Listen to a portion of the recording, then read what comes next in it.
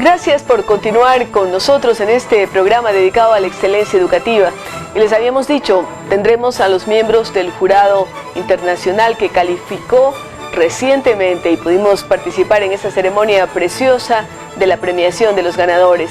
Está con nosotros el doctor Daniel López Stefoni, quien ya ha participado en otras oportunidades como miembro del jurado. Y por otro lado está también con nosotros la doctora Sandra Prieto, es colombiana, es primera vez que participa. En el caso del doctor Daniel López, habíamos dicho, él es doctor en ciencias biológicas con especialización en ecología costera y acuacultura marina.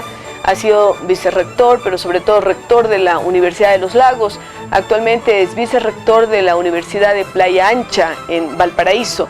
En el caso de Sandra Prieto, ella es licenciada en Lingüística y Literatura, especializada en didáctica con énfasis en literatura y escritura. Se ha desempeñado como maestra, pero también como consultora, sobre todo del grupo pedagógico o de la área pedagógica del Grupo Carvajal. Así es que bienvenidos los dos a este programa.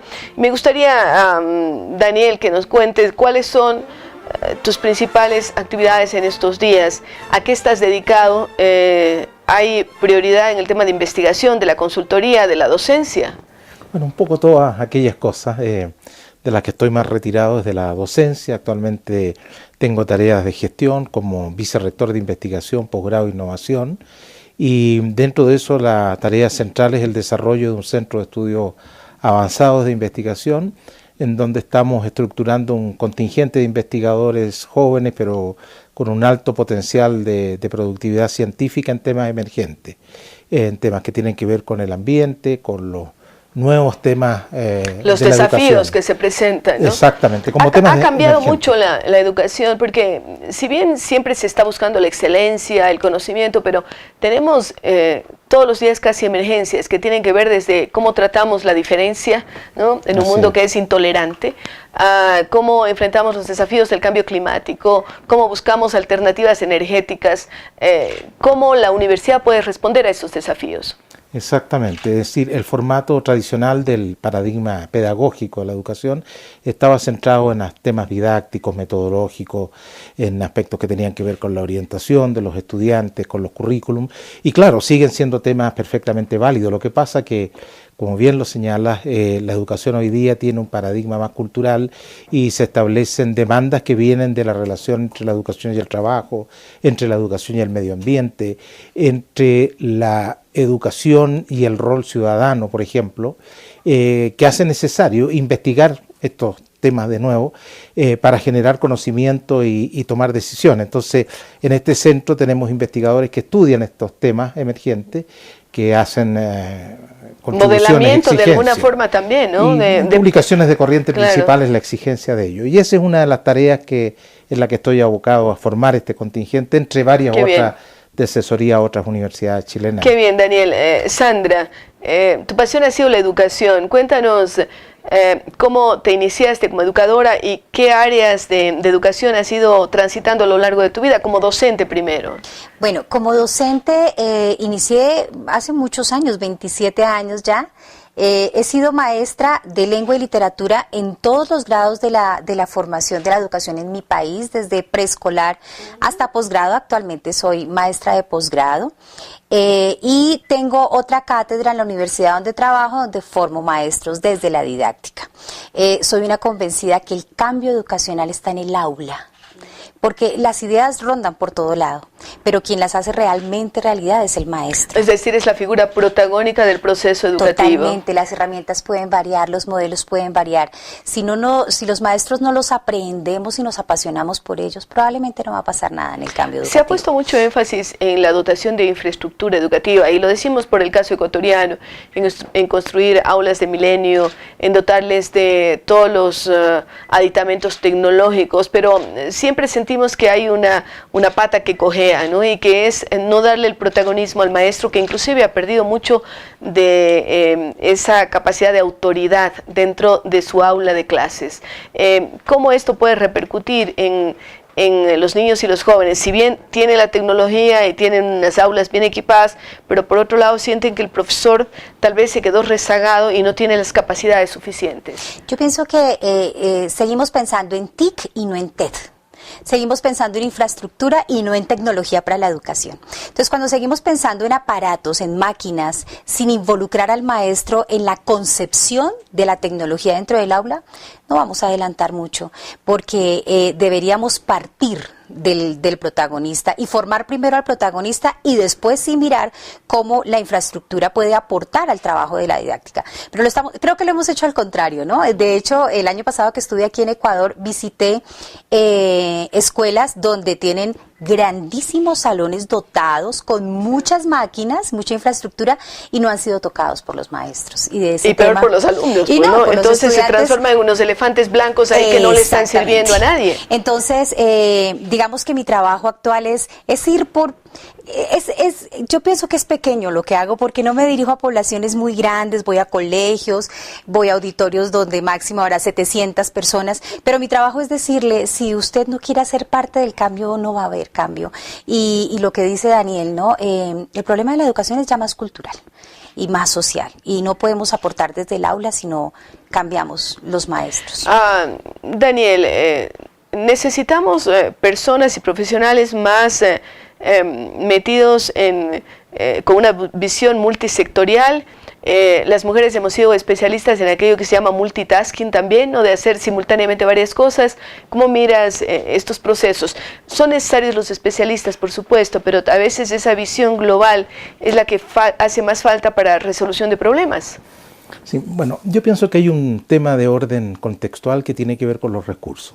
Yo no creo que haya un recurso más importante que otro y debemos avanzar paralelamente en recursos humanos, en recursos materiales, pero también en recursos de información. Necesitamos información para hacer esta tarea formativa, pero sí el acento debe estar en un proceso que es, como bien se señala, ¿qué es lo que necesitamos de los profesores? Y planificar. Y, por supuesto, ¿quiénes forman a esos profesores? Es decir, la formación del formador. Esto no es trivial, es decir, si es que los futuros pedagogos, en todos los niveles, desde el preescolar hasta incluso el ámbito universitario, no tienen una formación acorde a los tiempos y a las necesidades que tiene, el esfuerzo va a ser en vano, por mucho que incluso los motivemos, que coloquemos estímulos importantes para la tarea de ellos, tiene que ver con la formación. Y ahí viene la pregunta que tú acabas de hacer, si lo que necesitamos es, por un lado, un nivel de mayor flexibilidad y versatilidad intelectual, que es propia de la época, ¿no? Es necesaria en una época. ¿Por qué? Por una razón muy sencilla, porque las tasas de cambio, la dinámica de los contextos y de los desafíos que se enfrentan en todos los niveles, desde el aula hasta fuera del aula, son muy altos. Y por lo tanto necesitamos un maestro más versátil, pero también un maestro que maneje la información, claro, y conocedor de sus temas. No se puede enseñar biología si no se sabe. Si no se sabe biología. Sí, y ese ha sido uno de los dramas, por ejemplo, con los profesores de matemáticas en el país. Es decir, saber primero su materia, la ciencia matemática, y luego, por supuesto, saber enseñar. Pero queremos ir, Sandra, al otro tema que habíamos anunciado, y es hablar sobre el concurso de excelencia educativa. Para ti es la primera oportunidad que estás como jurado. ¿Cómo has mirado el concurso? Y ¿hay algún proyecto, alguna disciplina de las que has estado mirando aquí, que se han tratado, que has pensado que, caray, esto es algo que me gustaría haber replicado en mi país, o a este profesor hay que darle un estímulo? ¿Cómo lo miras? Bueno, este concurso para mí es el paraíso laboral, ¿no? Qué bueno. Porque no creí que fuera a ser tan enriquecedor para mí, por mis compañeros, por los proyectos. Las limitaciones son evidentes en los proyectos de aquí o de cualquier parte pues en donde he podido trabajar este tipo de tareas, pero lo que realmente me tiene conmovida y lo que me ha conmovido de este concurso es la pasión con que algunos maestros se entregan a sus niños y al aula. Quisiera destacar eso. Hay proyectos muy bien estructurados, como el que vimos esta mañana donde trabajan la ciudadanía, por ejemplo. El concepto de ciudadanía me parece un proyecto maravilloso, pero aquel proyecto pequeño que se ha desarrollado dentro del aula, y cuando veo las evidencias de los estudiantes y se emocionan y dicen, yo quiero estudiar arte.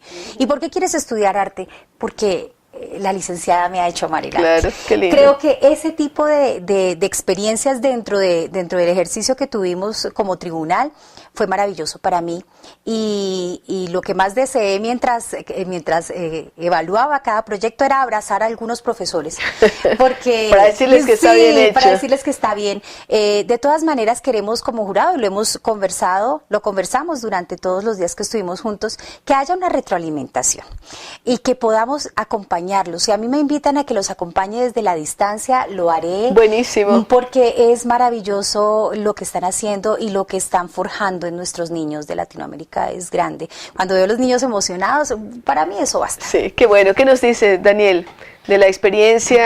Porque no recuerdo cuántos jurados, 4 o 5 veces ya. Sí, he estado varias veces. Sí.